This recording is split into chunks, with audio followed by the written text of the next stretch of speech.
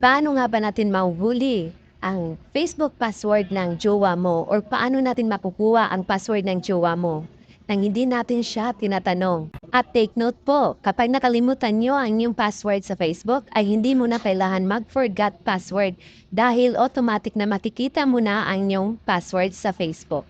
Kung gusto nyo po malaman, sundan nyo lang po ito. Pagpasok mo sa iyong cellphone settings, hahanapin mo lang yung application, yung app na ito. So, pag nahanap mo na yan, i-click mo lang yan, then hahanapin mo ang iyong Facebook. Pag nakuha mo na yung Facebook na yan, ang gagawin mo sa kanya ay i-force stop mo siya.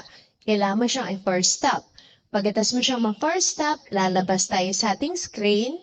Ayan, so paglabas natin sa ating screen, ang gagawin natin ay pupunta tayo sa ating email. So ayan, pagdating natin sa ating email, ayan, sa may taas, sa may profile natin, pipindutin natin yan at i-click natin itong manage your account. Pag na-click na natin yung manage your account na yan, ito, scroll lang natin ng konti, ayan at nakikita natin yung security. Pag nakita natin yung security na yan, i-click lang natin yan guys. At pag napasok na natin yung security na yan, scroll up lang tayo. Ayan, at hanapin natin yung password management.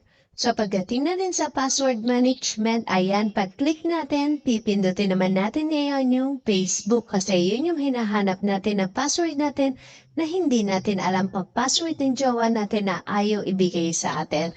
So pag-click natin na yan, ayan guys, nandiyan na yan, i-click mo lang itong I na to at ayan na yung password na ginamit mo sa Facebook mo o yan yung password na ginamit ng jowa mo sa Facebook niya. So may open mo na yung Facebook niya kahit sa ang cellphone at malalaman mo na ang sekreto niya. So guys, hindi na natin yung open yung ay na yan kasi syempre it's my privacy. So ayan guys, sana